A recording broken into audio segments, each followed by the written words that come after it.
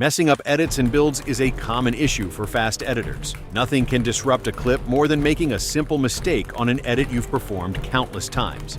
In this video, I will discuss several straightforward strategies to help you address and minimize these problems in your builds. Most players struggle to maintain a fast editing speed for long periods. It's natural to make mistakes, even for experienced editors.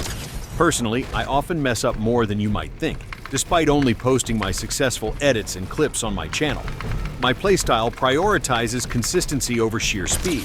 If you find yourself frequently making mistakes, I recommend lowering your sensitivity slightly and focusing on consistency. It's essential to strike a balance with your sensitivity settings. It should be high enough to allow for quick and impressive edits, but low enough to minimize errors. When I use a higher sensitivity, my crosshair moves quickly, but I often struggle to keep up, resulting in shorter clips. Finding a sweet spot between extremes is crucial.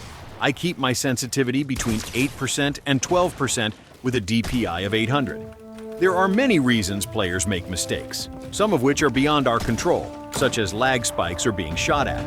However, there are strategies to prevent errors that we can manage. A common issue for beginners is getting jammed against builds, which occurs when you edit slower than your running speed and collide with one of your structures. To address this, I recommend two strategies. 1. Strafe editing. This technique involves creating distance between your edits by moving diagonally back and forth. If your strafing is too exaggerated, it becomes obvious that you're slowing down to edit. Instead, aim for subtle movements that combine crosshair adjustments with your movement controls. For example, when performing a quad edit, instead of realigning your character straight, you can move slightly to the left to create a strafe. Controller players can control their movement speed by not pushing the joystick fully.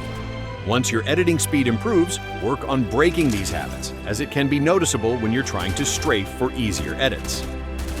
2. Movement modulation. Practice on maps designed to increase your movement speed. By getting used to faster speeds, normal builds and edits will feel slower and more manageable. I've linked a full video on this topic in the description. Sometimes I feel overwhelmed when editing too quickly. Instead of stopping, I slow my pace temporarily to regain focus. Identify which edits are easiest for you and rely on them when you start to feel overwhelmed. For instance, during a 10-minute non-stop free build session, I frequently use this strategy, as my arm would tire, making it hard to maintain a fast pace for the entire duration. Making the wrong edit is perhaps the most frequent mistake in fast editing.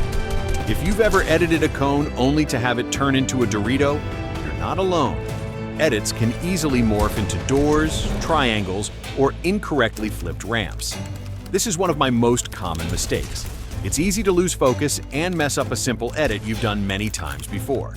To combat this, create an if-then sequence in your mind to maintain momentum after a mistake. For instance, if you edit a door, run through it. If a Dorito appears, change direction.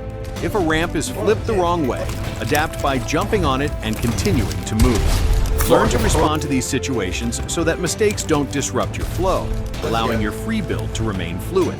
This approach also applies to placing builds in the wrong spots. Try to make any mistake look natural and use it to your advantage. By implementing these strategies, you can improve your editing skills, reduce mistakes, and maintain a smoother gameplay experience.